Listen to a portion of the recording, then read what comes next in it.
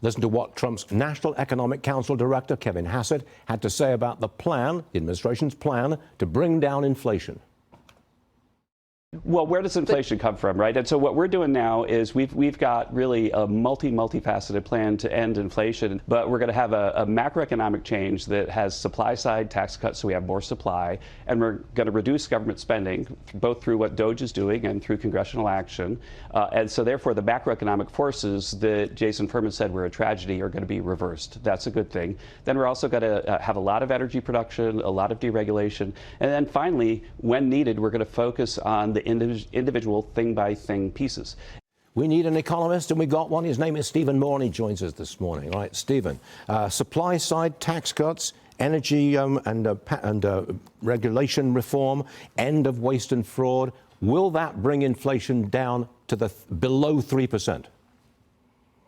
Well, you don't have to believe me, and the answer to that question is yes, but you just have to believe your own two eyes. And we know what happened when Trump was president in his first term, and you know that the inflation rate was actually below 2% on average the 4 years when Trump was in office, because he did do those supply-side pro-production policies, including, by the way, drill baby drill, deregulating. All those things are good for keeping inflation restrained.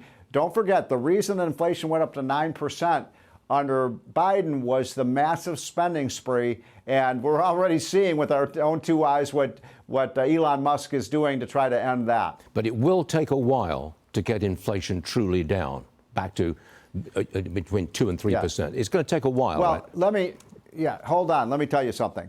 The inflation problem is very real.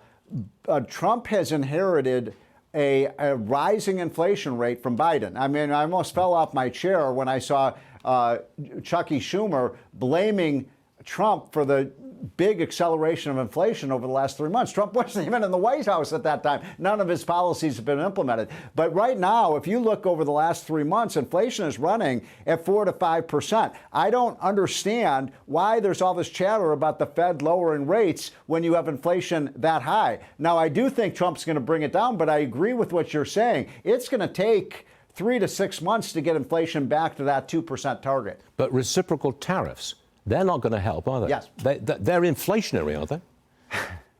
Well, it depends on whether you think Trump can pull this off. I happen to think he can. It's a bit of a risky strategy, but what Trump is saying to these other countries that have to trade with the United States, including China, including Europe, including Canada and Mexico, you lower your tariffs or we're going to raise ours. Now, it's a game of chicken. It's a sort of tit-for-tat strategy.